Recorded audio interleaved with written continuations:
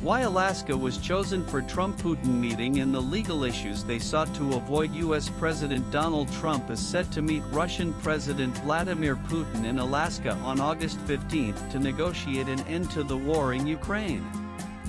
Trump announced this anticipated meeting via social media on Friday, mentioning that all parties, including Ukrainian President Volodymyr Zelensky, are nearing a ceasefire agreement. This meeting could potentially resolve the conflict that has been ongoing for 3.5 years, although Ukraine might have to cede significant territory.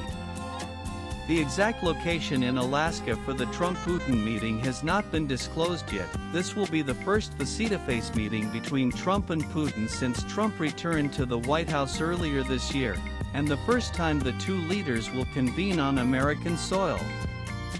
This summit is expected to be a pivotal moment not only for the prolonged conflict but also for U.S.-Russia relations and Alaska's legacy as a bridge between the two nations. In addressing reporters at the White House, Trump hinted that the agreement would involve the exchange of some land.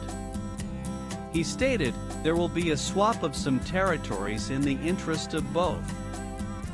However, President Zelensky asserted that Ukraine cannot violate its constitution regarding territorial issues, saying, "The Ukrainian people will not gift their land to the occupiers."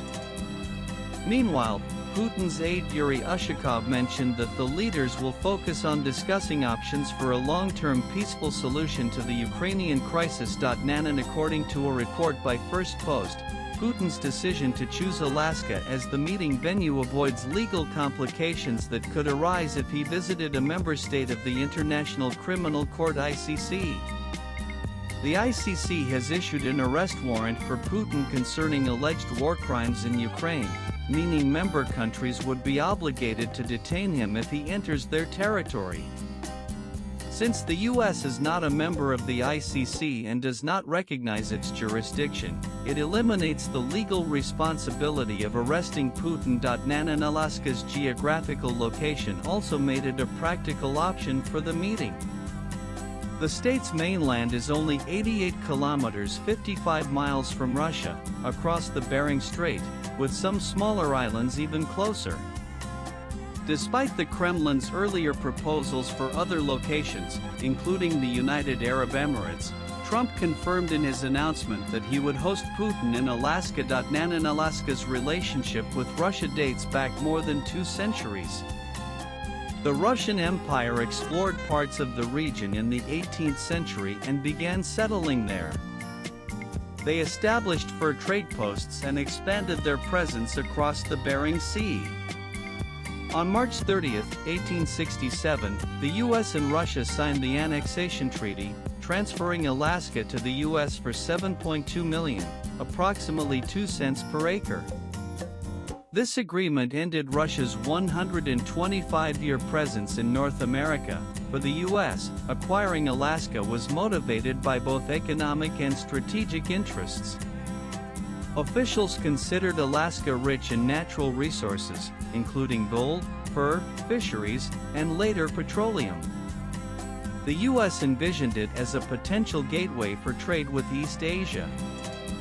Over the years, immense wealth was generated from resources extracted from the region, ranging from whale oil and fur in the 19th century to copper, gold, timber, fish, platinum, zinc, lead, and petroleum in subsequent decades.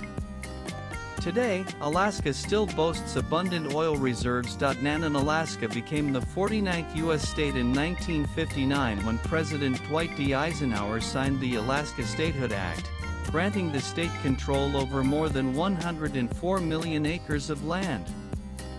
However, the law required citizens of the new state to relinquish claims to land under native ownership, a controversial provision given the long-standing claims by Alaska natives who numbered about 75,000 at the time. In 1971, President Richard Nixon signed the Alaska Native Claims Settlement Act, resolving these disputes by transferring 44 million acres of land and providing $1 billion to Alaska natives.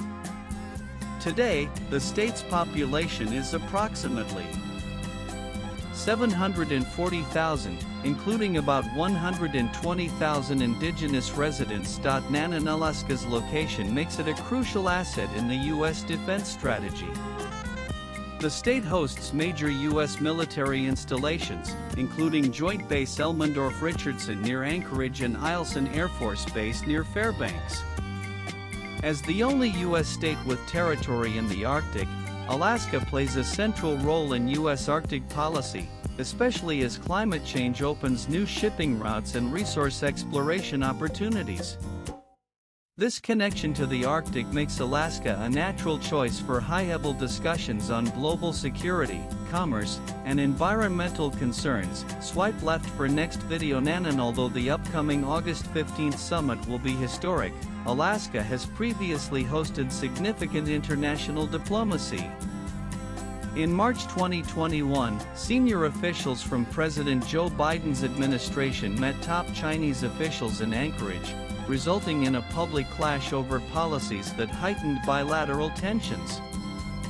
In 1984, Pope John Paul II met with President Ronald Reagan in Alaska, and in 1971, Nixon met the Emperor of Japan. Their latest blogs.